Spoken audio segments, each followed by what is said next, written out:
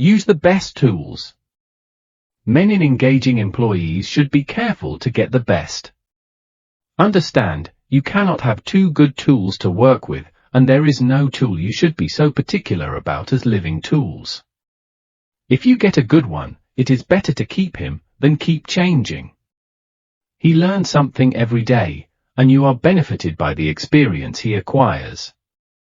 He is worth more to you this year than last, and he is the last man to part with, provided his habits are good, and he continues faithful. If, as he gets more valuable, he demands an exorbitant increase of salary, on the supposition that you can't do without him, let him go. Whenever I have such an employee, I always discharge him, first, to convince him that his place may be supplied, and second, because he is good for nothing if he thinks he is invaluable and cannot be spared. But I would keep him, if possible, in order to profit from the result of his experience. An important element in an employee is the brain. You can see bills up, hands wanted, but hands are not worth a great deal without heads. Mr. Beecher illustrates this, in this wise.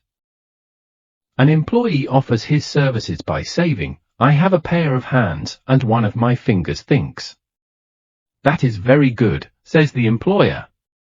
Another man comes along, and says he has two fingers that think.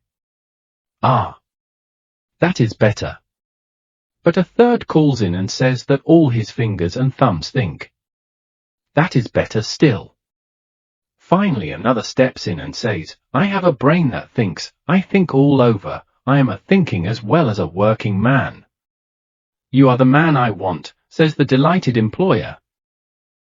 Those men who have brains and experience are therefore the most valuable and not to be readily parted with. It is better for them, as well as yourself, to keep them, at reasonable advances in their salaries from time to time.